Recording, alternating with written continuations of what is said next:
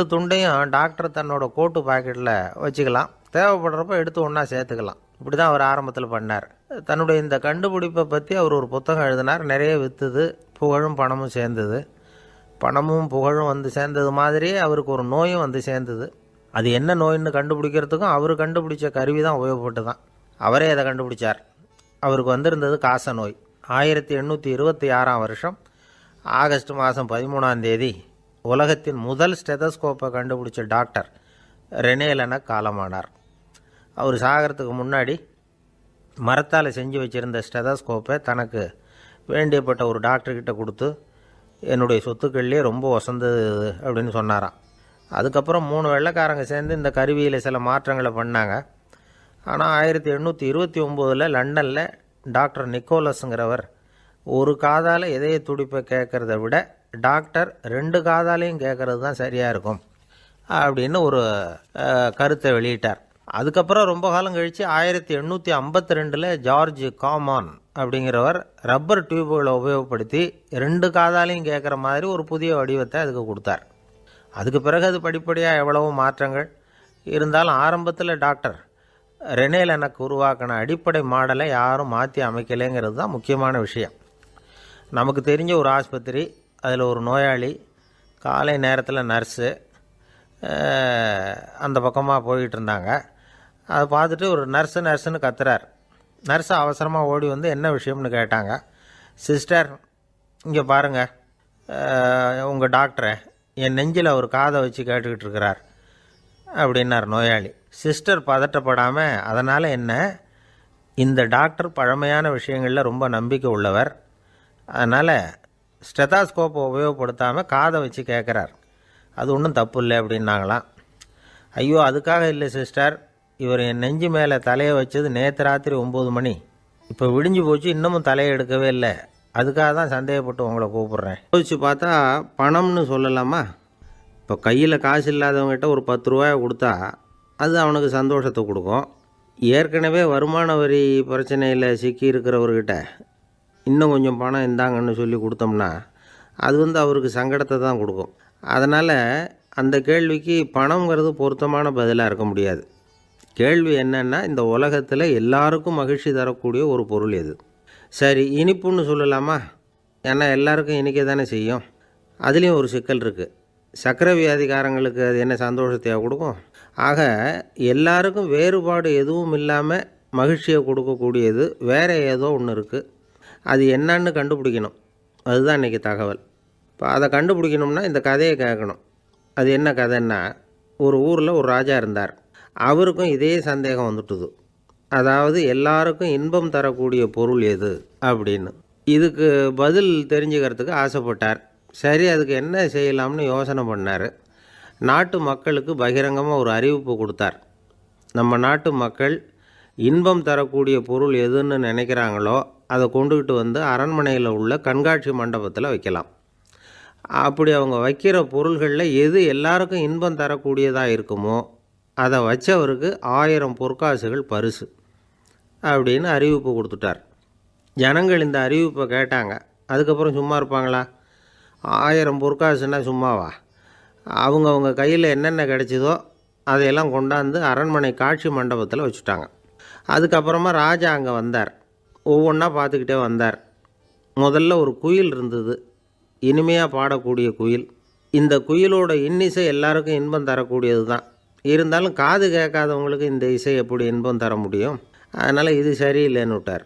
அடுத்தபடியாக போனார். அங்கே என்ன வச்சுருக்குறாங்கன்னு பார்த்தா ஒரு அழகான மயில் அங்கே தோகை விரித்து ஆடிக்கிட்டு இருக்குது. இந்த மயிலோட ஆட்டம் மனசுக்கு இன்பம் தரக்கூடியது தான். இருந்தாலும் பார்வை இல்லாதவங்க இந்த ஆட்டத்தை பார்த்து ரசிக்க முடியுமா? முடியாது. அதனால் இதுவும் சரியில்லை அப்படின்னு சொல்லிவிட்டார். அதுக்கு அடுத்தபடியாக போனார். பல வகையான இனிப்பு பண்டங்களை வச்சுருந்தாங்க. பார்த்தார், வயசானவங்களுக்கும் நோயாளிகளுக்கும் இது இன்பம் தராது, துன்பம்தான் கொடுக்கும் அப்படின்னார். இப்படி ஒவ்வொன்றா பார்த்துக்கிட்டே போகிறார். அழகான மலர்கள், கனிகள், ஓவியங்கள் எதுவுமே பொருத்தமாக தெரியல.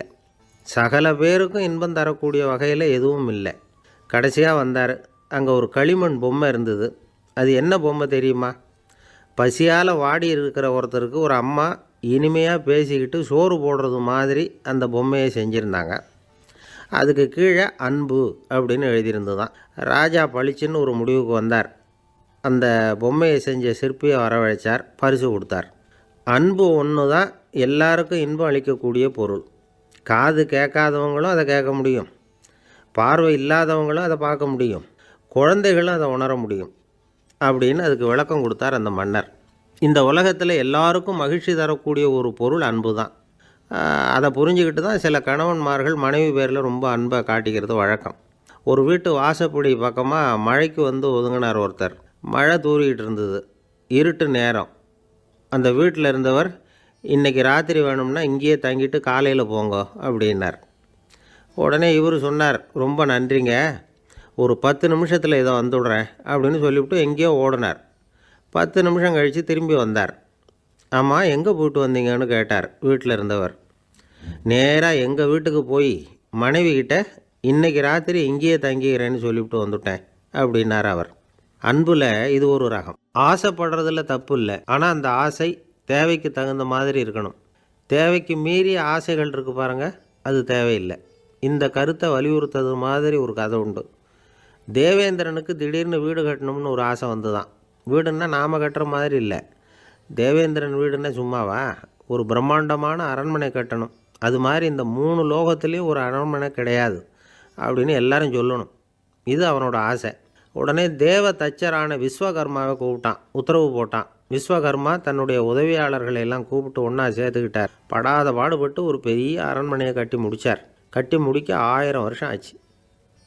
தேவேந்திரன் வந்து பார்க்குறான். அவனுக்கு திருப்தி ஏற்படலை. என்னுடைய அந்தஸ்துக்கு இது ரொம்ப சாதாரணமான கட்டிடம், இதை விட இன்னும் பெருசாக கட்டு அப்படின்னா. தேவ தச்சர் திணறி போயிட்டார். அவரால் அதுக்கு மேலே எதுவும் செய்ய முடியல. என்ன பண்ணுறதுன்னு யோசனை பண்ணார். நேராக நாரதர் காலில் போய் விழுந்தார். நீங்கள் தான் என்னை இந்த பிரச்சனையிலேருந்து காப்பாற்றணும்னார். நாரதர் யோசனை பண்ணார். சரி, கவலைப்படாதேன்னார். நேராக இந்திரன்கிட்ட போனார். இந்திரன் வந்து நாரதரை பார்த்த உடனே வாங்கன்னு கூட்டிகிட்டு போய் அரண்மனையை காட்டினான். இது மாதிரி ஒரு அரண்மனையை நீங்கள் வேறு எங்கேயாவது பார்த்துருக்குறீங்களா அப்படின்னு ரொம்ப பெருமையாக கேட்டான். நான் பார்த்ததில்ல, ஆனால் என்னை விட வயசில் மூத்தவர் மகரிஷி லோமேசர், அவர் ஒரு வேளை பார்த்துருக்கிறாரோ என்னமோ அப்படின்னார். உடனே அவரை மனசில் நினச்சி தியானம் பண்ணினார். அடுத்த கணம் லோமேசர் அங்கே வந்தார். இடையில் ஒரு சின்ன துண்டு, கையில் ஒரு கமண்டலம், தலையில் ஒரு பாய், அவ்வளவுதான் அவர்கிட்ட இருந்தது. எதுக்காக தலையில் இந்த பாய் அப்படின்னு கேட்டான் இந்திரன். என்ன மாதிரி அற்ப ஆயுள் உள்ள ஒரு ஜீவன் தனியாக வீடு கட்டிக்கிட்டு திண்டாடணுமா? இந்த பாய் தான் ஒரு வீடு மாதிரி எனக்கு நிழல் கொடுக்குது அப்படின்னார் அவர். என்னது, உங்களுக்கு வந்து அவ்வளவு கொஞ்சமான ஆயுளா அப்படின்னு ஆச்சரியத்தோடு கேட்டான் இந்திரன். ஆமாம், இதை பாரு, என்னுடைய மார்பில் ஒரு பொற்காசு அளவுக்கு ரோமம் உதிர்ந்துட்டுது. எப்போ என் உடம்புல உள்ள எல்லா ரோமமும் உதிர்ந்துருமோ அப்போ என்னுடைய ஆயுள் முடியும் அப்படின்னார். எப்போ அந்த ரோமங்கள் பூரா உதிரும்னு கேட்டான் இவன். ஒரு பிரம்மா மறைஞ்சதும் ஒரு ரோமம் உதிரும். என் உடம்புல உள்ள ரோமங்களின் எண்ணிக்கை எவ்வளவோ அவ்வளவு பிரம்மாக்கள் தோன்றி அவங்க ஆயுள் முடியும் பொழுது என் உடம்புல உள்ள ரோமங்கள் பூரா உதிரும் அப்படின்னார். அப்படின்னா ஒரு பிரம்மாவோட ஆயுள் எவ்வளவு காலம்னு கேட்டான். ஒரு பிரம்மாவுக்கு 100 தேவ வருஷம். ஒவ்வொரு தேவ வருஷத்துக்கும் 365 தேவ நாள்.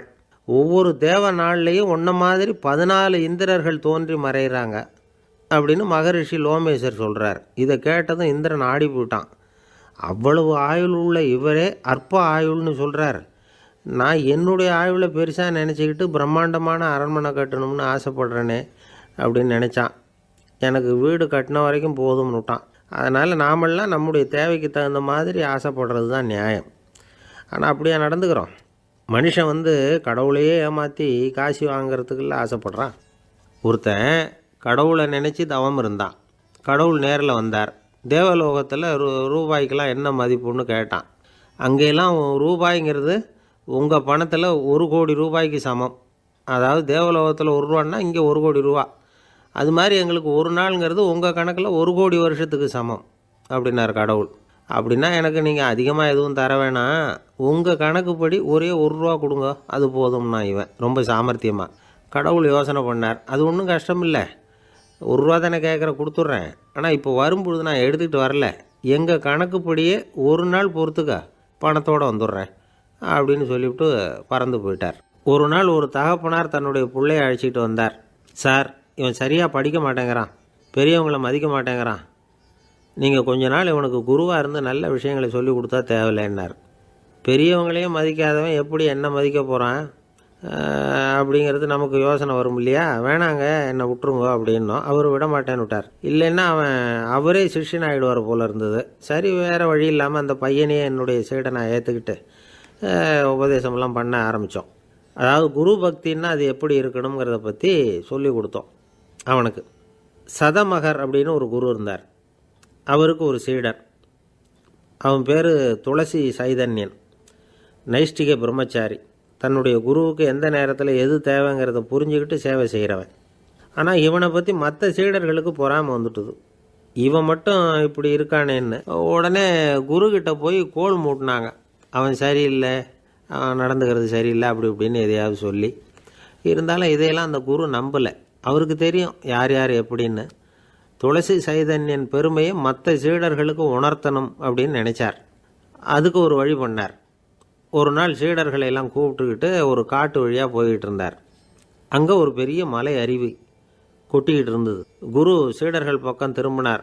இந்த மலையின் மேலே இருந்து அந்த படுபாதாளத்தில் குதிக்கிறதுக்கு உங்களில் யார் தயார் அப்படின்னு கேட்டார். ஒரு சீடனும் வாயை திறக்கலை, ஒதுங்கி நின்றுக்கிட்டாங்க. பின்னாடி மூட்டை முடிச்சோடு வந்துக்கிட்டு இருந்தான் துளசி சைதன்யன். அவனை பார்த்தார். தபாருப்பா, நீ மேலே இருந்து அந்த அருவியில் குதி அப்படின்னார். அப்படியே செய்கிறேன் சுவாமின்னா ஓடி போய் பொத்துன்னு குதிச்சுட்டான். அடுத்த கணமே குருநாதர் தன்னுடைய யோக சக்தியால் பறந்து போய் அவன் கீழே விழுந்துடாமல் தாங்கி பிடிச்சி கொண்டுக்கிட்டு வந்துட்டார். மற்ற சீடர்களுக்கெல்லாம் ஒரு மாதிரி ஆயிட்டுது. அடுத்தபடியாக என்ன பண்ணலாம்னு யோசித்தாங்க இவனை மாட்டி விடுறதுக்கு.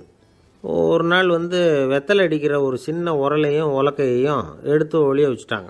சதமகர் சன்னியாசி இல்லை, அவர் வெத்தலை போடுவார். பல்லு சரியில்லை, அதனால் இடித்து தான் வெத்தலையை போடணும். திடீர்னு வெத்தலை பாக்கு கேட்டார். வழக்கமாக உரலில் இடித்து தர்றது தான் துளசியின் பழக்கம். உரலை தேடினா கிடைக்கல, என்ன பண்ணுறது? குரு கேட்டுவிட்டாரே, குரு சேவை தானே முக்கியம். என்ன பண்ணால் வெத்தலை பாக்க தன்னுடைய வாயில் போட்டு முன்னு அதை எடுத்து அவர்கிட்ட கொடுத்துட்டான். குரு எதையோ படிச்சுக்கிட்டே அதை வாங்கி வாயில் போட்டுக்கிட்டார். துளசி இன்றைக்கி தாம்பூலம் நல்லா இடிக்கப்பட்டிருக்கு, ருசியாக வேறு இருக்குது, அதை இடித்த பாத்திரத்தை என் கண்ணால் பார்க்கணும்னு ஆசையாக இருக்குன்னு விட்டார். அதை மட்டும் அனுப்பி போய் நீ வர வேண்டான்னு வேற சொல்லிவிட்டார். இதை கேட்டதும் துளசி தவிச்சு போயிட்டான். இவன் போகாமல் எப்படி வாயை மட்டும் அனுப்பி வைக்க முடியும்? இவன் தவிக்கிறத பார்த்ததும் மற்ற சீடர்களுக்கெல்லாம் மனசுக்குள்ளே ரொம்ப சந்தோஷம். துளசி கொஞ்சமும் யோசிக்கலை.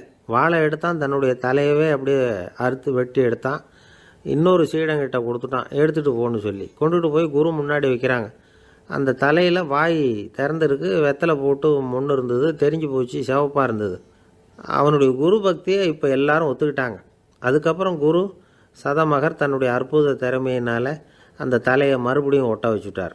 துளசிக்கு உயிர் வந்துட்டுது. இப்படி ஒரு பெரிய கதை உண்டு. அதாவது துளசி சைதன்யன் அவனுடைய குரு பக்தி எப்படி அப்படின்னு கேட்டோம்.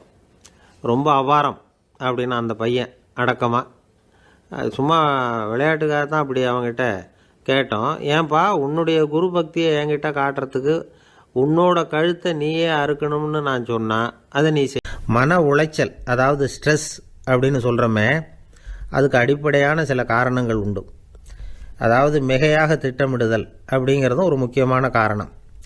நடைமுறை சாத்தியம் என்னங்கிறத மனசில் வச்சுக்கிட்டு எந்த திட்டத்தையும் தீட்டணும், அப்போ தான் அது சரியாக வரும். ரெண்டாவது காரணம் என்ன தெரியுமா? ஒரே நேரத்தில் பல்வேறு செயல்களில் ஈடுபடுறது. தொலைபேசியில் பேசிக்கிட்டே கையில் இருக்கிற கடிதத்தை படிச்சுக்கிட்டே எதிரில் உட்காந்துக்கிட்டு இருக்கிறவருக்கும் அப்பப்போ பதில் சொல்லிக்கிட்டு மனசில் பல்வேறு சிந்தனைகளை அப்படியே ஓட விட்டுக்கிட்டு இருக்கிறது, இதுவும் மன அழுத்தத்தை உண்டாக்குது. மூணாவது காரணம், எதிலேயும் வெற்றி மட்டும் எதிர்பார்க்குற ஒருதலைப்பட்சமான ஆர்வம்.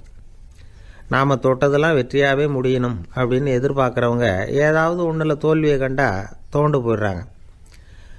எப்படியும் முடியலாம்ங்கிற எண்ணம் ஏற்கனவே நமக்குள்ளே இருந்துட்டுதுன்னா அந்த அவஸ்தை வராது. அதனால் அதுவும் நம்ம வளர்த்து கொள்ள வேண்டிய ஒரு குணம். மன உளைச்சல் ஏற்படுறதுக்கு இன்னொரு காரணம், எதையும் வேகமாக செஞ்சுடணும் அப்படிங்கிற துடிப்பு. அந்த துடிப்பே மனசை அழுத்த ஆரம்பிச்சிடும். எந்த ஒரு காரியத்திலையும் தாமதமோ இடையூறோ ஏற்பட்டால் அதை பொறுத்துக்கிற மனப்போக்கம் வேணும். அது இல்லாதவங்க அழுத்தத்துக்கு ஆளாயிடுறாங்க. சில பேர் வேலைன்னு எந்த நேரம் பார்த்தாலும் வேலையே கதின்னு கிடப்பாங்க. பொழுதுபோக்குக்கோ உடற்பயிற்சிக்கோ குடும்பத்தில் உள்ளவங்க அல்லது நண்பர்கள் கூட கலந்துரையாடவோ கொஞ்சம் கூட நேரம் ஒதுக்க மாட்டாங்க. இந்த சுபாவம் மன அழுத்தத்தை உண்டு பண்ணும். இதையெல்லாம் புரிஞ்சுக்கிட்டு அதிலிருந்து விடுபடுறது எப்படின்னு யோசிக்கணும். வல்லுநர்கள் இது தொடர்பாக சில யோசனைகளை சொல்லி வச்சுருக்கிறாங்க. அது என்னென்னா, வாழ்க்கைங்கிறது பிரச்சனைகளால் பின்னப்பட்ட ஒன்று. அது எப்போவுமே முடிவடையாத ஒரு தொடர்கதை அப்படிங்கிறத முதல்ல நாம் புரிஞ்சுக்கணும். ஒரே நேரத்தில் ஒரு காரியத்தில் மட்டுமே நாம் கவனம் செலுத்தணும். அடுத்தவங்க காரியத்தில் தலையிடக்கூடாது. எதையும் பேச ஆரம்பிக்கிறதுக்கு முன்னாடி நம்மை நாமே கேட்டுக்க வேண்டிய கேள்வி 2. 1, நான் சொல்ல போகிறது ரொம்ப முக்கியமானதா?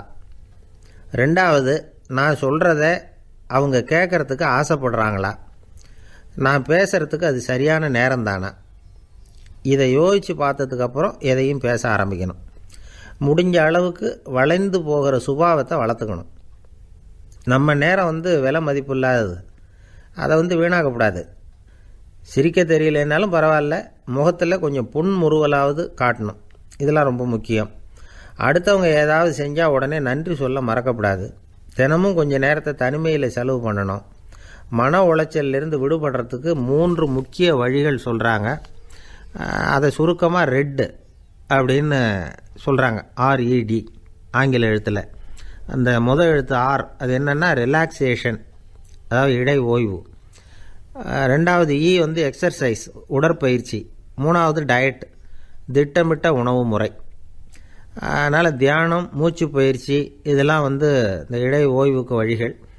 எந்த வேலையையும் தொடர்ந்து செய்யக்கூடாது. எல்லார்கிட்டையும் கலகலப்பாக பழகணும். மாதத்துக்கு ஒரு நாளாவது குடும்பத்தோடு வெளியில் போயிட்டு வரணும். சுலபமான உடற்பயிற்சிகளை செய்யலாம். உடற்பயிற்சிங்கிறது நமக்காக நாம் செய்கிற ஒரு நீண்டகால முதலீடு அப்படின்னு சொல்லுவாங்க. அதாவது லாங் டேர்ம் இன்வெஸ்ட்மெண்ட்டாக. அளவோடு சாப்பிட்ணும், மெதுவாக சாப்பிட்ணும். இதெல்லாம் கொஞ்சம் மனசில் வச்சுக்கிட்டு நடந்துக்கிட்டால் மகிழ்ச்சியாக வாழலாம். சில பேர் சாப்பாட்டு விஷயத்தில் ரொம்ப அக்கறை எடுத்துக்கிறது உண்டு. ஒரு குண்டு ஆசாமி சாப்பிட உக்காந்தார். முதல்ல ஒரு மாத்திரை சாப்பிட்டார். எதுக்குன்னு கேட்டோம். பசி எடுக்கிறதுக்குன்னார். சாப்பிட்டு முடித்தார். பிறகு மறுபடியும் ஒரு மாத்திரை சாப்பிட்டார். இது எதுக்குன்னு கேட்டோம். சாப்பிட்டது ஜீரணமாகறதுக்கு அப்படின்னார். ஒரு ஆஃபீஸில் வேலை பார்க்குற ஒருத்தர் ஏதோ தப்பு பண்ணிவிட்டார். உடனே மேல் அதிகாரி அவரை கூப்பிட்டு அனுப்புனார். நீ செஞ்சது தப்புன்னார் கோபமாக. இது ஒரு ரகம். சில அதிகாரிகள் இப்படி நீங்கள் செஞ்சது தப்புன்னு சொல்கிறதில்ல, நீங்கள் செஞ்சது சரி அப்படின்னு சொல்கிறதில்ல. எப்படி சொல்லுவாங்கன்னா, நீங்கள் செஞ்சது சரியில்லைன்னு நான் நினைக்கிறேன் அப்படின்னு சொல்லுவாங்களாம். அதாவது சில பேர் நீங்கள் செஞ்சது தப்புங்கிறாங்க, அதையே மாற்றி சொல்கிறாரு இவர், நீங்கள் செஞ்சது சரியில்லைன்னு நினைக்கிறேன். இது ரெண்டும் அர்த்தம் ஒன்று தான், இருந்தாலும் வார்த்தைகள் வித்தியாசம். நிர்வாக திறமை இல்லாத ஒரு அதிகாரி யூ ஆர் ராங் அப்படின்னு சொல்லுவாராம். நிர்வாக திறமை உள்ள அதிகாரியாக இருந்தால் அதையே கொஞ்சம் மாற்றி I think you are not correct அப்படிம்பாரான். இதுதான் வித்தியாசம். இருந்தாலும் வார்த்தைகளை உபயோகப்படுத்துகிற விதத்தை வச்சு தான் வேலை நல்லா நடக்கிறதும் நடக்காததும் இருக்குது. விவரம் தெரிஞ்சவங்க என்ன சொல்கிறாங்க தெரியுமா? Be a leader not a boss அப்படிங்கிறாங்க. ஒரு லீடராக பாஸாக இருக்காதே அப்படிங்கிறாங்க. சரி, அப்படின்னா லீடருக்கும் பாஸுக்கும் வித்தியாசம் உண்டா அப்படின்னு கேட்டால் இருக்குன்னு சொல்கிறாங்க. லீடருங்கிறவர் வேறு, பாஸுங்கிறவர் வேறு. ஒரு லீடர் எப்படி நடந்துக்குவார், ஒரு பாஸ் எப்படி நடந்துக்குவார், இதை முதல்ல நாம் தெரிஞ்சுக்கணும். அவங்க எப்படி நடந்துக்குவாங்க அப்படிங்கிறதுக்கு சில விவரங்கள் இருக்குது. அதை கேட்டோம்னா நாம் புரிஞ்சுக்கலாம் அதை. அதாவது பாஸுங்கிறவர் விரட்டிக்கிட்டே இருப்பார், லீடருங்கிறவர் ஊக்கப்படுத்திக்கிட்டே இருப்பார். நாளைக்கு சாயந்தரத்துக்குள்ளே அந்த வேலையை செஞ்சு முடிக்கலைன்னா தொலைச்சி விடுவோம் தொலைச்சி அப்படிம்பார் அவர். இவர் எப்படி சொல்லுவார்னா, இது வரைக்கும் நீங்கள் செஞ்சுருக்கிற வேலை ரொம்ப அற்புதம் அப்படிம்பார். பாஸுங்கிறவர் அதிகாரத்தை நம்பி செயல்படுறவர், லீடருங்கிறவர் நல்லெண்ணத்தை நம்பி செயல்படுறவர். நம்மக்கிட்ட அதிகாரம் இருக்குது, பவர் இருக்குது, அதனால் காரியத்தை சாதிச்சுடலாம் அப்படின்னு நினைக்கிறவர் அவர். மற்றவங்கக்கிட்ட ஒரு நல்ல அபிப்பிராயத்தை சம்பாதிச்சுக்கிட்டு அது மூலமாக காரியங்களை சாதிக்கிறவர் இவர். பாஸுங்கிறவர் பயத்தை உண்டு பண்ணுவார், லீடருங்கிறவர் அன்பை பரவ செய்வார். அதை செய்யலைன்னா ஆடிட்டில் தகராறாயிடும், இது செய்யலைன்னா இன்க்ரிமெண்ட்டு கட் ஆகிடும், இப்படி ஏதாவது சொல்லி பயமுறுத்திக்கிட்டே இருப்பார் அவர். இவர் அப்படி இல்லை. உடம்பு இப்படி இருக்குது, வீட்டில் எல்லோரும் சௌக்கியமாக இருக்கிறாங்களா, ஆஃபீஸில் எல்லாம் வசதியாக இருக்குதா, நான் ஏதாவது உதவி செய்யணுமா அப்படின்னு அன்புக்கு முக்கியத்துவம் கொடுப்பார். பாஸுங்கிறவர் எதுக்கெடுத்தாலும் நான் சொல்லிகிட்டு இருப்பார். லீடருங்கிறவர் நாமன்னு சொல்லிகிட்டு இருப்பார். பாஸுங்கிறவர் தப்புக்கு காரணம் யாருன்னு பார்ப்பார். லீடருங்கிறவர் தப்பு என்னன்னு பார்ப்பார். இதுதான் ரெண்டு பேருக்கு வித்தியாசம். The boss shows who is wrong, the leader shows what is wrong அப்படின்னு சொல்லுவாங்க. இந்த காரியம் எப்படி செய்யப்பட்டிருக்கு அப்படின்னு தெரிஞ்சுக்கிறவர் பாஸ். இந்த காரியத்தை எப்படி செய்யணும்னு செஞ்சு காட்டுறவர் லீடர். பாஸுங்கிறவர் பணியாளர்களை திட்டுவார். லீடர் மரியாதைக்குரியவராக நடத்துவார். அதுக்குரியவராக அவர் நடந்துக்குவார். செய்கிற வேலையை ஒரு சுமையாக நினைக்க வைக்கிறவர் பாஸ். செய்கிற வேலையை ஒரு சந்தோஷமாக ஆக்கிறவர் லீடர். ஒரு முதலாளியாக இருக்கிறவர் அல்லது ஒரு நிர்வாகியாக இருக்கிறவர் இது மாதிரியான நுணுக்கங்களையெல்லாம் தெரிஞ்சு வச்சுக்கிறது நல்லது. ஒரு பாஸ் இருக்கார். அவர் ஒரு நாள் ரொம்ப பெருமையாக தன்னோட ஆஃபீஸை பற்றி பேசிக்கிட்டு இருந்தார். எனக்கு கீழே 200 பேர் வேலை செய்கிறாங்க சார். நான் ஒரு கோடு கிழிச்சா அவங்க அதை தாண்டாத அளவுக்கு நான் நடந்துக்கிறேன் சார் அப்படின்னார் அவர். அது எப்படி முடியுது உங்களால் அப்படின்னு கேட்டோம். நான் கோடே கிழிக்கிறதில்ல சார் அப்படின்னார்.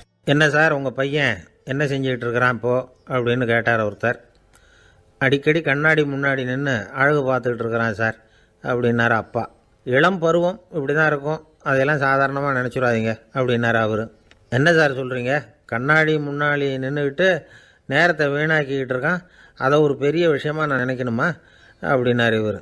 இளம் பருவத்தில் இளைஞர்களுக்கும் சின்ன பொண்ணுங்களுக்கும் அடிக்கடி கண்ணாடியில் பார்க்கணும்னு தோணும். அது வெறுமனே அழகு பார்க்குறது மட்டும் இல்லை, அவங்க தங்களையே தேடி கண்டுபிடிக்கிற ஒரு முயற்சி அது. இது ஒரு மனோதத்துவ விளைவு. இது வரைக்கும் சின்ன பிள்ளையாக இருந்துட்டோம், இனிமேல் நாமளும் மற்றவங்க மாதிரி மனிதர்கள் தான் அப்படிங்கிற உணர்வு அவங்களுக்கு வருது. தங்களோட முகம் எப்படி இருக்குது, அழகு எப்படி இருக்குது, உடம்பு நேரம் எப்படி இருக்குது, முடி எப்படி இருக்குது அப்படிங்கிறதையெல்லாம் கண்டுபிடிக்கிறாங்க. அதுக்கப்புறம் இன்னொரு ஆணோ பொண்ணோ தன்னை கவனிக்கணும் அப்படின்னு நினைக்கிறாங்க. இதெல்லாம் மனோதத்துவ உண்மைகள், இதெல்லாம் இயற்கை. இதை பார்த்துட்டு பெற்றவங்க பிள்ளைங்க கெட்டு போட்டாங்க அப்படின்னு நினைக்கக்கூடாது, அவங்கள திட்டிக்கிட்டே இருக்கக்கூடாது. இன்றைக்கி பல குடும்பங்களில் இதுதான் நடந்துக்கிட்டு இருக்குது.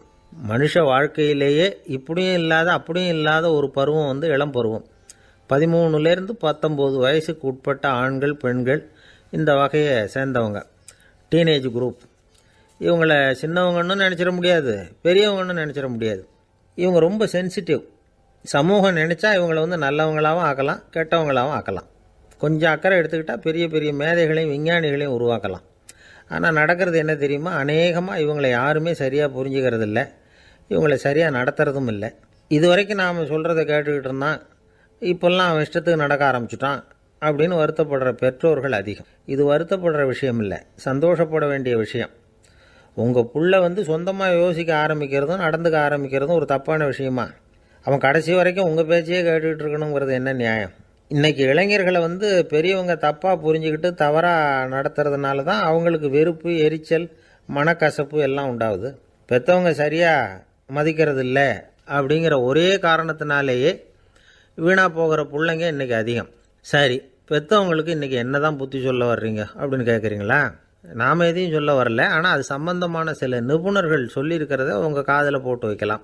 அது என்னென்னா, பிள்ளைங்கக்கிட்ட அன்பு செலுத்துங்க. குழந்தையாக இருந்தப்போ எவ்வளவு பாசமாக இருந்தீங்க, வளர வளர அதை ஏன் குறைச்சிக்கிறீங்க? பெற்றவங்களின் அன்பான வார்த்தைகளுக்கு ஏங்குறவங்க தான் இன்றைய இளைஞர்கள். அவங்க எதை சொன்னாலும் அதை அக்கறையாக காது கொடுத்து கேளுங்க, அலட்சியப்படுத்தாதீங்க. அவங்க விரும்புகிறது உங்கள்கிட்டேருந்து ஒரு மதிப்பு, மரியாதை, அங்கீகாரம், இவ்வளவுதான். அவங்களாவே முடிவுகள் எடுக்கட்டும், அதுக்கு நீங்கள் உதவியாக இருங்க, அது போதும். மற்றவங்க முன்னாடி, முக்கியமாக அவங்க நண்பர்கள் முன்னாடி அவங்கள பற்றி மட்டமாக பேசாதீங்க. அவங்கக்கிட்ட பொய் சொல்லக்கூடாது. நீங்கள் சொன்னது பொய்ன்னு தெரிஞ்சு போச்சுன்னா உங்கள் பேரில் அவங்களுக்கு இருக்கிற மதிப்பு போயிடும், நம்பிக்கை போயிடும். அவங்களுக்கு முன்னாடி நீங்கள் சண்டை போடக்கூடாது. உங்கள் பிள்ளைய எப்பவும் இன்னொரு பிள்ளையோட ஒப்பிட்டு பேசுகிற வேலையே வேணாம். கூட பிறந்த மற்றவங்களோட கூட ஒப்பிடக்கூடாது. இப்படி செஞ்சால் அவன் உங்ககிட்டையும் பிரியமாக இருக்க மாட்டான், அவங்ககிட்டையும் பிரியமாக இருக்க மாட்டான். புள்ளை எங்கே போகிறான், என்ன பண்ணுறான் அப்படின்னுலாம் துப்பறிஞ்சிக்கிட்டு இருக்கக்கூடாது. இளைஞர்கள் தனிமையை விரும்புகிறவங்க. அவங்கள பெட்டியில் வச்சு மூடி பாதுகாக்கணும்னு நினைக்கக்கூடாது. அவங்கள எப்படி பாதுகாக்கிறது அப்படிங்கிறது அவங்களுக்கே தெரியும். உங்கள் புள்ளை எப்படி நடந்துக்கணும்னு நீங்கள் எதிர்பார்க்குறீங்களோ அது மாதிரி நீங்கள் நடந்து காட்டுங்க, அது போதும். ஒரு வீட்டில் அப்பாவும் அம்மாவும் பேசிக்கிட்டு இருக்கிறாங்க. என்னங்க, நம்ம பொண்ணு பெரியவளாயிட்டா, அடிக்கடி கண்ணாடி முன்னாடி போய் நின்றுக்கிட்டு இருக்கிறா, சீக்கிரமாக ஒரு பையனை பார்த்து கல்யாணத்தை முடிக்காமல் இப்படி மசன்னு கல் மாதிரி உட்காந்துருக்குறீங்களே அப்படின்னு சத்தம் போட்டாங்க அந்த அம்மா. அவசரப்படாத, பார்க்குறதுக்கு கண்ணுக்கு அழகாக லட்சணமாக புத்திசாலியாக ஒரு பையன் கிடைக்க வேணாமா, அதுதான் பார்த்துக்கிட்டு இருக்கிறேன் அப்படின்னார் அப்பா. இதுக்கு அந்த அம்மா சொல்கிறாங்க, எங்கள் அப்பா இப்படியெல்லாம் நினச்சிக்கிட்டு இருந்திருந்தா எனக்கு கல்யாணமே ஆயிருக்காது தெரியுமா அப்படின்னாங்களாம். 1816 வருஷம் செப்டம்பர் மாதம் 11 பிரான்ஸ் தேசத்தில் உள்ள ஒரு மருத்துவமனை. அங்கே ஒரு இளம் டாக்டர் கொஞ்ச நாளைக்கு முன்னாடி தான் அந்த ஆஸ்பத்திரியில் புதுசாக வேலைக்கு சேர்ந்துருக்கிறார். அவர் பேர் ரெனே லெனக். அவர் அன்னைக்கு காலையில் அந்த மருத்துவமனையில் அப்படியே ரவுண்ட்ஸ் வந்துக்கிட்டு இருக்கிறார். வார்டில் ஒரு படுக்கையில் ஒரு இளம் பெண் படுத்திருக்கிறார். அந்த பொண்ணுக்கு இருதய நோயாக இருக்கலாம்ங்கிறது மற்ற டாக்டர்கள் சந்தேகம். அந்த காலத்துல எல்லாம் ஒருத்தருடைய இருதய துடிப்பை தெரிஞ்சுக்கணும்னா நோயாளியின் மார்பில் டாக்டர் வந்து காதை வச்சு பார்த்து தான் தெரிஞ்சுக்கிறது வழக்கம். ஆனால் இந்த பெண்ணும் வந்து இளம் பெண், அந்த டாக்டரும் புதுசாக சேர்ந்துருக்கிறவர். அதனால் பரிசோதனை பண்ண தயங்கினார். கொஞ்ச நேரம் யோசனை பண்ணார். திடீர்னு ஒரு ஞாபகம் வந்தது அவருக்கு. அதாவது அன்றைக்கி விடியற் காலையில் தோட்டத்தில் அப்படி வாக்கிங் போயிட்டு இருந்தப்போ சின்ன பசங்கள்லாம் ஒரு மரக்கட்டையை வச்சு விளையாடிக்கிட்டு இருந்தாங்களாம். அதை இவர் பார்த்துருக்கிறார். அது என்ன விளையாட்டுனா, ஒரு நீளமான மரப்பலகை, அதில் ஒரு முனையில் ஒரு பையன் தன்னுடைய காதை வச்சுக்கிட்டு இருக்கிறான், மறுமுனையில் இன்னொரு பையன் அந்த மரப்பலகையை ஒரு ஆணியால் கீறிக்கிட்டு இருக்கிறான். ஒரு முனையில் ஆணியால் கீறும் பொழுது மறுமுனையில் காதை வச்சிருக்கிற பையனுக்கு அந்த சத்தம் துல்லியமாக கேட்குது. அந்த டாக்டருக்கு காலையில் பார்த்த இந்த விளையாட்டு ஞாபகத்துக்கு வந்துட்டுது. உடனே என்ன பண்ணார் தெரியுமா, ஒரு நீளமான காகிதத்தை எடுத்தார். அதை அப்படியே உருளை மாதிரி உருட்டினார்.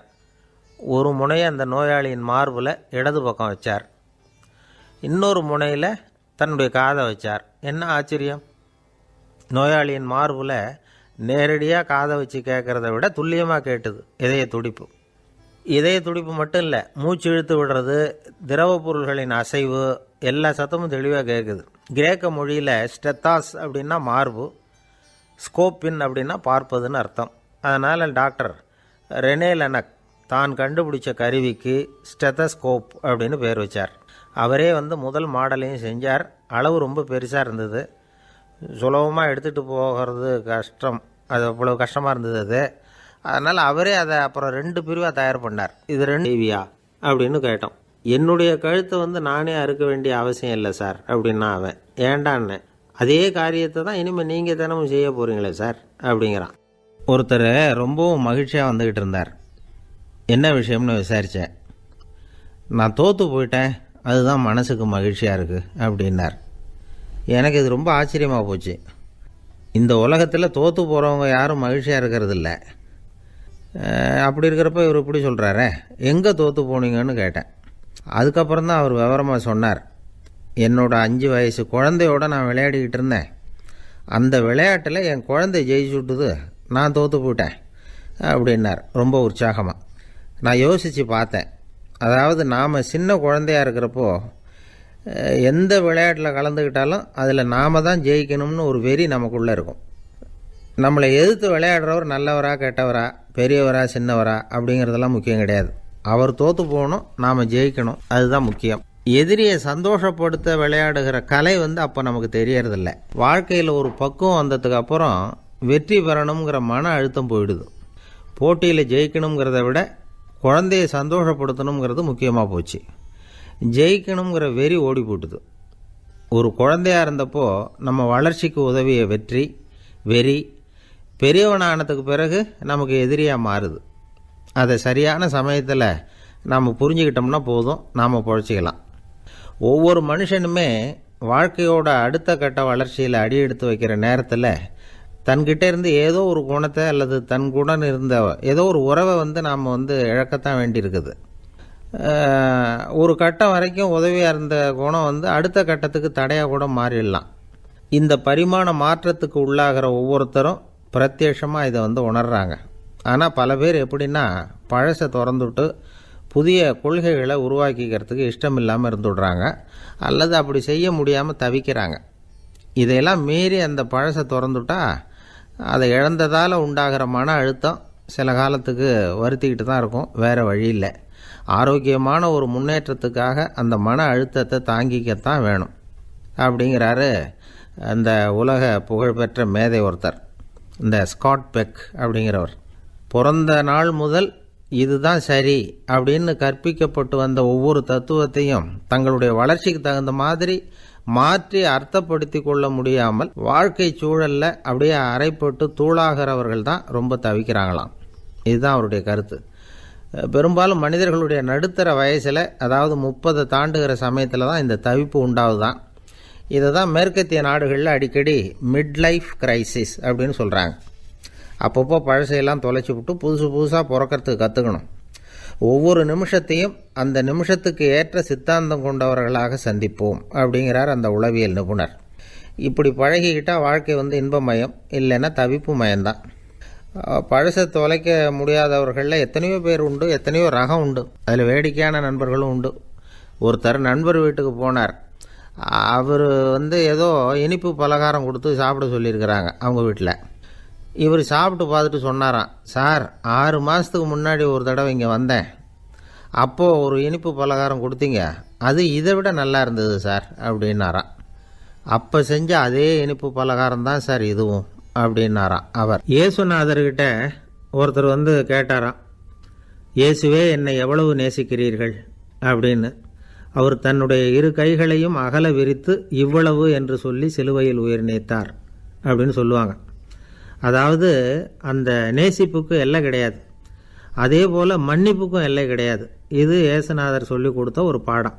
இயேசுனுடைய சீடர்களில் ஒருத்தன் பீட்டர், அவன் ஒரு நாள் இயேசுநாதர்கிட்ட கேட்டிருக்கான், இயேசுவே நான் என்னுடைய தம்பிக்கிட்ட அடிக்கடி சண்டை போட்டுக்கிட்டு இருக்கிறேன், என்னுடைய சகோதரன் கூட, அவனை நான் எத்தனை தடவை மன்னிக்கிறது? ஏற்கனவே 7 தடவை அவனை மன்னிச்சுட்டேன் அப்படின்னு சொல்லியிருக்கிறான். அப்போது இயேசு சொன்னாராம், மன்னிக்கிறதுக்கு எத்தனை தடவைங்கிற கணக்கெல்லாம் கிடையாது. எத்தனை தடவை உன்னுடைய சகோதரன் உன்னை கோபப்படுத்துகிறானோ அத்தனை தடவை நீ மன்னிக்கிறதுக்கும் தயாராக இருக்கணும், அதுதான் அப்படின்னு சொன்னாராம். அப்போ இவனுக்கு ஒன்றும் புரியல, இது என்ன அவன் தப்பு பண்ணிக்கிட்டே இருப்பான், நாம் மன்னிச்சுக்கிட்டே இருக்கிறதா அப்படிங்கிறது மாதிரி குழப்பமாக இருந்திருக்கிறான். அப்போது இயேசுநாதர் தன்னுடைய சீடன் பீட்டர்கிட்ட ஒரு கதை சொன்னாராம். அந்த கதை இன்றைக்கு நாம் எல்லாரும் சிந்தித்து பார்க்க வேண்டிய ஒரு கதை. அதாவது மன்னிப்பை விரும்புகிறவர்கள் மன்னிக்கவும் தயாராக இருக்க வேண்டும் அப்படிங்கிறது தான் அந்த கதையினுடைய தத்துவம். அந்த இயேசுநாதர் சொன்ன கதை என்னென்னா, ஒரு மன்னர் இருந்தார். அவர் ஒரு நாள் அரண்மனையில் உட்காந்து கணக்கு வழக்குகள்லாம் பார்த்துக்கிட்டு இருந்தார். நம்ம அரண்மனையிலேருந்து யார் யார் அரசாங்க கடன் வாங்கியிருக்கிறாங்க, யார் யார் திருப்பி செலுத்தியிருக்கிறாங்க அப்படிங்கிற விவரத்தையெல்லாம் பார்த்துக்கிட்டு இருந்தார். அப்போ தான் புரிஞ்சுது, அந்த அரண்மனையில் வேலை செய்கிற ஒருத்தனே அரசாங்க கடன் வாங்கியிருக்கிறான். எவ்வளவு? 10,000 பொற்காசுகள் வாங்கியிருக்கான் கடன். இந்த 10,000 பொற்காசுகளை திருப்பி செலுத்தலை அரசாங்கத்துக்கு. இது மன்னர் கவனத்துக்கு வந்தது. உடனே நம்ம அரண்மனையில் இருக்கிறவனே அரசு கடன் வாங்கி திருப்பி செலுத்தாமல் இருக்கான், அவனை கூப்பிட்டு வாங்கன்னு சொல்லி கூப்பிட்டுட்டு வந்தாங்களாம். விசாரிச்சிருக்கிறாங்க, என்னப்பா நீ எவ்வளோ ஒன்று? ஆமாங்க 10,000 பொற்காசுகள் வாங்கியிருக்கிறேன், இன்னும் திருப்பி கட்டலைன்றிருக்கான். உடனே அவர் மன்னர் சொல்லியிருக்கிறார், நம்ம சட்டத்திட்டப்படி நீ உடனே பணத்தை திருப்பி கட்டிடு, அப்படி உன்னால் கட்ட முடியலன்னா உன்னுடைய வீடு வாசல் சொத்து சுகம் எல்லாத்தையும் விற்று அந்த பணத்தை அரசு கருவூலத்தில் சேர்த்துக்கிறதுக்கு நானே ஏற்பாடு பண்ணிடுறேன் அப்படின்னு அந்த மன்னர் சொன்னாராம்.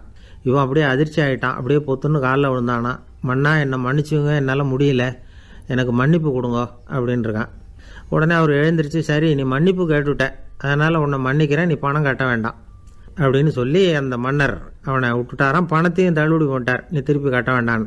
இவனுக்கு ரொம்ப மகிழ்ச்சி, அதனால் ரொம்ப உல்லாசமாக வந்துக்கிட்டு இருக்கிறான். தெருவில் வந்துக்கிட்டு இருக்கிறப்ப இவங்கிட்ட கடன் வாங்கின ஒருத்தன் எதுக்கு வந்துக்கிட்டு இருக்கான். அவன் இவங்கிட்ட ஒரு 100 பொற்காசுகள் கடன் வாங்கியிருக்கான். அவன் வந்தான், இவன் போய் அவன் சாட்டையாக பிடிச்சிக்கிட்டான், நீ எப்படா என் கடனை திருப்பி கொடுக்க போகிறேன்னு. அவன் இப்போ முடியல, கொஞ்சம் பொறுத்துக்கா, அப்புறம் தரேன் இருக்கான். அதெல்லாம் முடியாது, நீ கொடுத்து தான் ஆகணும் அப்படின்னு இவன் புடிவமாக சொல்கிறான். இப்போ நிலைமையை பாருங்கள், இவன் ஏற்கனவே 10,000 பொற்காசுகள் அரசாங்கத்தில் கடன் வாங்கினா அதுக்கு மன்னிச்சு விட்டுட்டார் இவனை.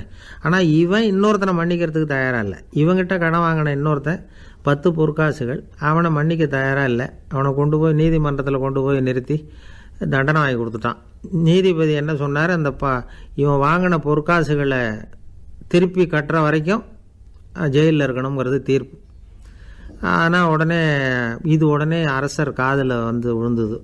சொல்லிட்டாங்க, உங்ககிட்ட மன்னிப்பு வாங்கிட்டு போனானே ஒருத்தன், அவன் இன்னொருத்தனை மன்னிக்கிறதுக்கு தயாராக இல்லை, அவனை கொண்டு போய் ஜெயிலில் அடைச்சிட்டான் அப்படின்னு.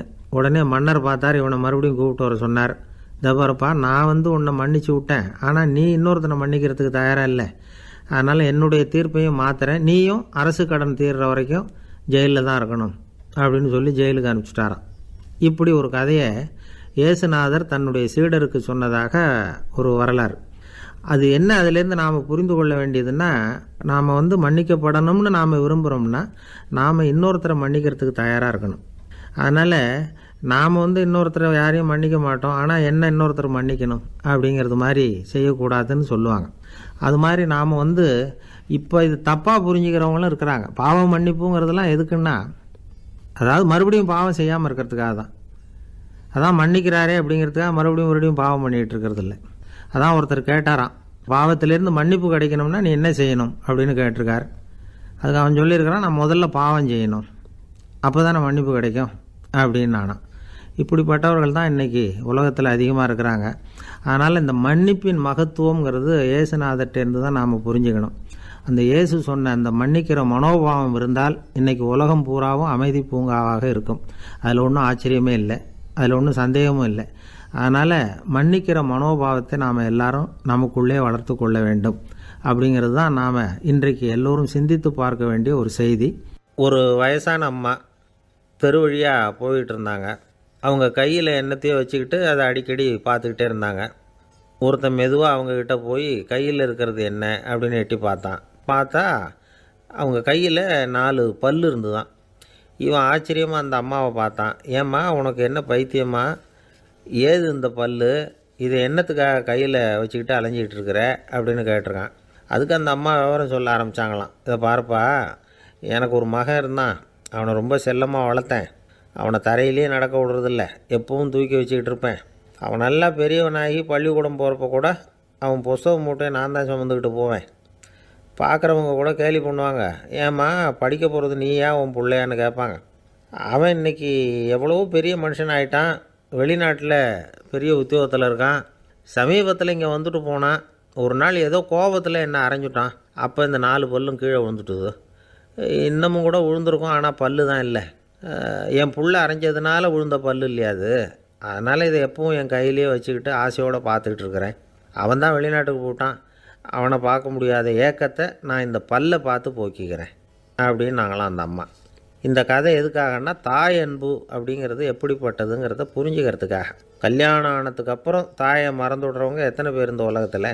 அவங்க காதில் வேணுங்கிறதுக்காக தான் இந்த தகவல். ஆனால் ஒரு விஷயம் மட்டும் நல்லா புரிஞ்சுக்கணும், தாயை மதிக்க தெரிஞ்சவங்க தான் இன்றைக்கி வந்து வாழ்க்கையில் எல்லா விதத்துலேயும் முன்னுக்கு வந்திருக்கிறாங்க. வேணும்னா விசாரித்து பார்த்துக்குங்க. இன்னொரு அம்மா இருந்தாங்க, அவங்க தினமும் ஒரு கோயிலுக்கு வருவாங்க. சாமியை பார்த்து, கடவுளே நான் இறந்து போனால் நரகத்துக்கு போகணும் அப்படின்னு வேண்டிக்குவாங்களாம். எல்லோரும் சொர்க்கத்துக்கு போகணும்னு தானே கடவுள்கிட்ட வேண்டிக்குவாங்க. இந்த அம்மா தினம் வந்து நான் நரகத்துக்கு போகணும் அப்படின்னு வேண்டிக்கிறாங்க. அங்கே இருந்த அர்ச்சகருக்கு இது சந்தேகம். ஒரு நாள் அதை நேரடியாகவே அவங்கக்கிட்ட கேட்டுவிட்டார். அதுக்கு அந்த அம்மா பதில் சொன்னாங்களாம், ஐயா, எனக்கு கல்யாணம் ஆகி ரொம்ப நாள் வரைக்கும் குழந்தை பாக்கியம் இல்லாமல் இருந்தது. கோயில் குளம் எல்லாம் சுற்றி வந்தேன். ரொம்ப நாள் கழித்து ஒரு குழந்தை பிறந்தது, ஆண் குழந்தை. அவனை நான் ரொம்ப செல்லம் கொடுத்து வளர்த்தேன். அதோட விளைவு என்ன ஆச்சுன்னா, அவன் ரொம்ப மோசமாக ஆகிட்டான். கெட்ட பழக்க வழக்கம்லாம் கற்றுக்கிட்டான். அவன் இறந்து போனால் நிச்சயம் அவனுக்கு நரகம்தான் கிடைக்கும். அந்த அளவுக்கு கெட்டவன் அவன். அப்படிப்பட்ட காரியங்கள்லாம் பண்ணிகிட்ருக்கான், எனக்கு தெரியும். இவனுக்காக நரகத்தில் கூட யாரும் தயவு காட்ட மாட்டாங்க, தாட்சண்யம் காட்ட மாட்டாங்க. அதனால் இவனுக்கு முந்தி நான் இறந்து நரகத்துக்கு போயிட்டா அங்கே இவனை கவனிச்சிக்கலாமே, இவனுக்கு பணிவிடை செய்யலாமேன்னு பார்க்குறேன் அப்படின்னு நாங்களாம். அதனால தான் நான் நரகத்துக்கு போகணும்னு தினம் ஆண்டவனை வேண்டிகிட்டு இருக்கிறேன் அப்படின்னு கண்கலங்கி அந்த அம்மா சொன்னாங்களாம். அதுதான் தாய் உள்ளம்ங்கிறது. தாயின் பெருமையை வந்து சரியாக உணர்ந்துட்டா அவங்களுக்கு எப்பவும் எந்த கஷ்டமும் வராது. இது ஏதோ உபதேசத்துக்காக சொல்கிற வார்த்தை இல்லை, உண்மையான வார்த்தை. இந்த விவரத்தையெல்லாம் நண்பர் ஒருத்தர்கிட்ட சொல்லிக்கிட்டு இருந்தேன். அவர் கொஞ்ச நாள் கழித்து என்னை தேடி வந்தார். அவர் கையிலேயும் 4 பல் வச்சுருந்தார். என்னங்க ஆச்சு, ஏதுங்க அந்த பல் அப்படின்னு விசாரித்தோம்.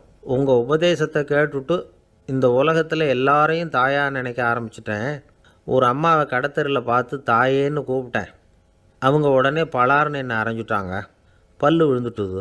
அதை தான் பொறுக்கி எடுத்துக்கிட்டு நேராக உங்களை தேடி வந்துக்கிட்டு இருக்கிறேன்னார். தாயேன்னு தானே கூப்பிட்டீங்க, அதுக்கு ஏன் அரைஞ்சாங்க அப்படின்னு கேட்டோம். நான் தாயேன்னு கூப்பிட்டது அவங்க காதில் நாயேன்னு விழுந்துட்டு தான். அதுதான் அப்படி ஆயிட்டுது அப்படின்னார். ஊருக்கு வெளியில் அமைதியான ஒரு இடம், அங்கே ஒரு ஆசிரமம், அங்கே ஒரு சாமியார். அவர் தினமும் நல்ல போதனைகள்லாம் செய்வார். பல பேர் போய் அங்கேயே சில நாள் தங்கி இருந்து அவர் சொல்கிற அறிவுரைகளை எல்லாம் கேட்டுக்கிட்டு வர்றது வழக்கம். ஒரு தடவை அவரை பார்த்துட்டு போகிறதுக்காக 3 வெளியூர் தம்பதிகள் வந்தாங்களாம். அந்த மடத்திலேயே சாப்பிட்டுக்கிட்டு தங்கி இருந்து அவங்களுடைய போதனைகளை கேட்டுக்கிட்டு போகணுங்கிறது அவங்க நோக்கம். காலையில் குளிச்சுட்டு பூஜையில் உட்காந்தார் அந்த சுவாமி. இவங்களும் குளிச்சுட்டு அந்த பூஜையை பார்க்குறதுக்காக அவர் முன்னாடி வந்து உட்காந்தாங்க. பூஜை ஆரம்பமாச்சு. சம்பிரதாயப்படி அது ரொம்ப நேரம் நடந்துக்கிட்டே இருக்குது. இவங்களுக்கு நல்ல பசி இருந்தாலும் இந்த நேரத்தில் அதை எப்படி வெளியில் காட்டிக்கிறது? பேசாமல் இருந்தாங்க. அந்த சுவாமி பூஜையை முடித்தார். அதுக்கப்புறம் பேச ஆரம்பித்தார். பேச்சு அருமையாக தான் இருந்தது, அமிர்தமாக தான் இருந்தது. இருந்தாலும் இவங்களுக்கு இருக்கிற வயிற்று பசி அது சரியாக கவனிக்க விடலை. அந்த சுவாமியே இதை கவனித்ததா தெரியல. இவங்களுக்கு மனசுக்குள்ளே ஒரு எண்ணம், உள்ளே சாப்பாடு தயாராகிட்டு இருக்கும் போல இருக்குது, இந்த பேச்சு முடிஞ்சது நம்மளை உள்ளே அழைச்சிட்டு போய் சாப்பாடு போடுவாங்கன்னு நினைக்கிறோம் அப்படின்னு இவங்களாம் நினச்சிக்கிட்டாங்க. ஆனால் சுவாமி இதை பற்றி எதுவுமே பேசலை, கண்டுக்கலை. ஒரு அம்மாவால் அதுக்கு மேலே சும்மா இருக்க முடியுமா? முடியல. சாப்பாட்டை கவனிக்கலாமா அப்படின்னு சொல்லி மெதுவாக ஆரம்பித்தாங்க. கவனிக்கலாமே அப்படின்னு உள்ளே அழைச்சிட்டு போனார் சுவாமி. இவங்க ரொம்ப அவசரமாக எழுந்திரிச்சு உள்ளே ஓடினாங்க. அங்கே ஒரு மேஜை மேலே ஒரு கிண்ணம் மூடி இருந்தது. இதுதான் சாப்பாட்டு மேஜை போல இருக்குது, இங்கே சாப்பாடு வந்துடும் அப்படின்னு நினச்சாங்க. உடனே போய் சுற்றி உக்காந்துக்கிட்டாங்க. சுவாமி அந்த கிண்ணத்தை எடுத்து அந்த அம்மா கிட்ட கொடுத்தார். அவங்க அதை வாங்கி மூடியை திறந்து பார்க்குறாங்க. உள்ளே ஒரு சாவி இருக்குது. சரிதான், இது சமையலறை சாவி போல் இருக்குது, அங்கே போய் அதை திறந்து சாப்பாட்டை நாமே எடுத்துக்கிட்டு வந்து இங்கே வச்சுக்கிட்டு சாப்பிட்ணும் போல இருக்குது அப்படின்னு நினச்சாங்க. சாவி இருக்கு இல்லையா, வாங்க பூட்டு நிறையா காட்டுறேன் அப்படின்னு சுவாமி அவங்கள அழைச்சிட்டு போனார், காட்டினார். இவங்க அந்த அறையை ரொம்ப ஆவலோடு திறந்தாங்க. உள்ளே பார்த்தா அங்கே அரிசி, பருப்பு, விதவிதமான காய்கறி எல்லாம் இருக்குது. சமையலுக்கு வேண்டிய மிளகாய், எண்ணெய், பால், தயிர், நெய் இப்படி எல்லாமே இருக்குது. அடுப்பு, விறகு, நெருப்பு போட்டி அது கூட அங்கே இருக்குது. சாப்பாடு தயாராக இருக்கும்னு நினச்சிக்கிட்டு போனால் இப்படி இருக்குதே அப்படின்னு சொல்லி அதை பார்த்ததும் ரொம்ப சோர்ந்து போட்டாங்க அவங்க. சுவாமி, என்ன இது சாப்பாடு இல்லையா அப்படின்னாங்க. அதுதான் சாப்பாட்டுக்கு வேண்டிய எல்லாம் இங்கே இருக்குதே, அடுப்பு மூட்டி நீங்கள் தான் அவங்கவுங்க ருசிக்கு தகுந்த மாதிரி சமைச்சிக்கணும். இந்த சன்னியாசிக்கு எப்படி சமைக்க தெரியும் அப்படின்னு கேட்டார் சுவாமி.